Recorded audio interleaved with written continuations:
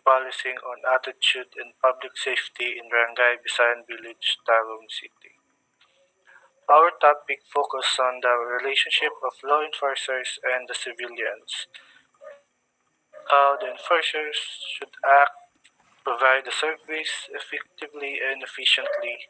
Moreover, it also goes for civilians, giving the law enforcer an information, immediate details, and trustworthy concerns on the surroundings if there is a crisis occurrence, thus maintaining the relationship of both of these and bind that should not be broken to guarantee a peaceful community.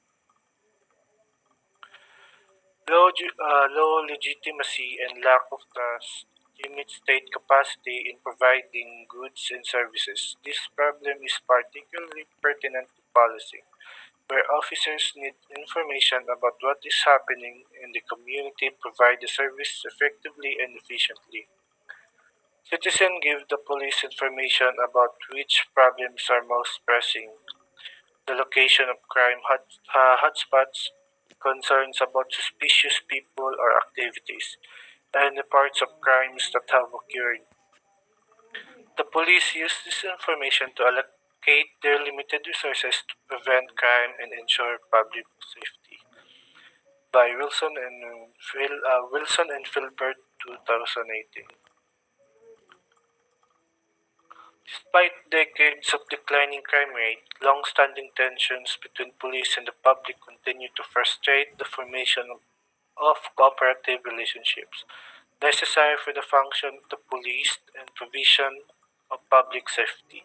In response, policymakers continue to promote community-oriented policing or CUP and its emphasis on positive non-enforcement contact with the public as an effective strategy for enhancing public trust and policy legitimacy. The police use this information to allocate their limited resources to prevent crime and ensure public safety. When citizens don't trust the police, this whole mechanism gets crashed, according to Perez 2015.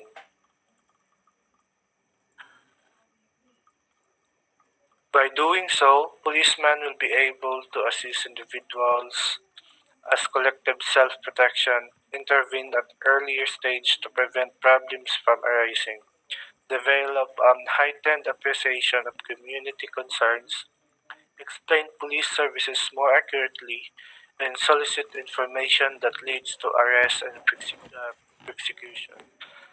Police would still handle genuine emergencies, but with much reduced force. The pointed effect is to unhook a large portion of field personnel from the emergency response system so they can engage in proactive crime prevention. In short, community oriented policing embraces the expansion of civilian input into policing. Reciprocity of communication is not only accepted but encouraged. Under community policing, the public is allowed to speak and to be informed about strategic priorities, tactical approaches, and even the behavior of individual officers, according to Blair, Karim, Moyes, 2019.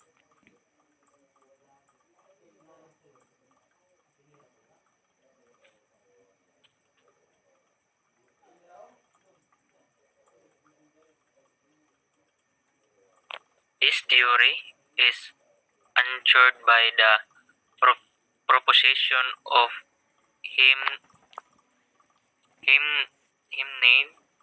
Names and Ravanella, 2017, state that the effect of community policing in attitude toward the police and public safety outcomes. Researchers found that the intervention had no effect on the main outcomes of interest, including crime victimization, per- perception of insecurity, citizen perception of police abuse, or citizen cooperation with the police. Police operation should encourage a deeper involvement with the community. An involvement not instigated predominantly by emergency calls for service, rather than being deployed as an ambulance of life. Encourage requests for non-emergency services and becomes for non-emergency services and become visible part of the community scene. Collaboration between the police and community such community policing may increase citizen trust and enhance police ability to enforce the law, particularly and in context in which the state legitimacy is challenged. Further, Kant's third Cox and Maguire 2007 state that the public safety concern law enforcement agencies ranking of public safety concern varied across agencies and were affected by population density, violent and property crimes types of agency, department of size, and region.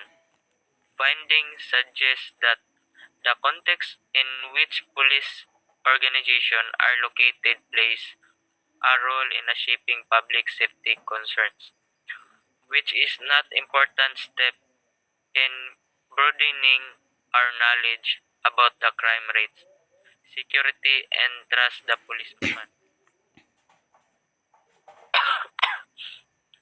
Also, Jimenez and Ravanella 2017, they measure community policing on 5 case possible outcomes: crimes, incidents, citizen perfection of safety, citizen perfection of police accountability, and citizen crime reporting. Consequent, together with Consequently, researchers are confident that community policing in global south is not, by and large, delivering the benefits that its advocates claim. It does not appear to reduce crime, and it does lead improvement in citizen trust in the police.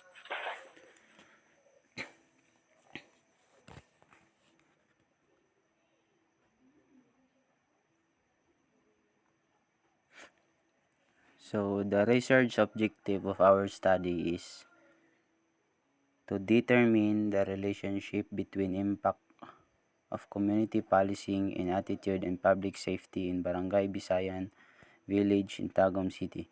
Specifically, seek to answer the following sub-questions. First is to identify the level of community policing and attitude among the resident Barangay Bisayan Village in Tagum City in terms of: first is crime incident, second is the citizen perception of safety, third is citizen perception of police, then the fourth is police accountability, and last is the crime reporting.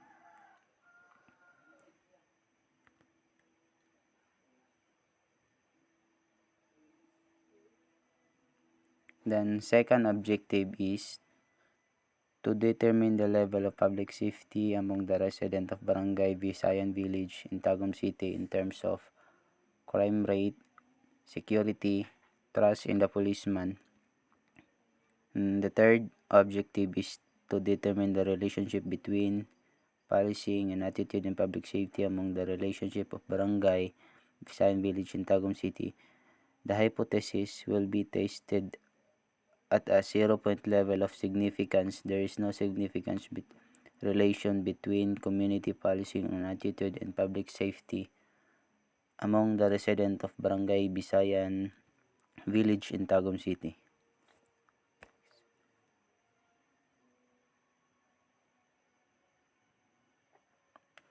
Chapter 2 is participants. So, together with our co-researcher, Barangay Bisayan Village, Tagum City as the target respondent of this study who are capable to shed information on the community policing on attitude and public safety.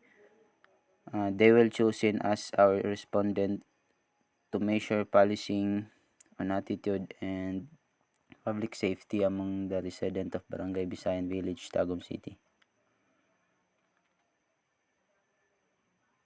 Then last is the materials.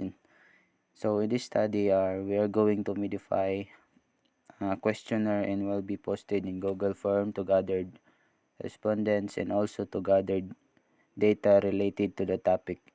Also, the question made will be based on the title of Community Policing, Attitude, and Public Safety. Then, a descriptive method of this research is describe and interpret what are the revealed conditions and relationships that exist, practice that are prevailing, and the effects that are being felt on those trends that are developing. That's all.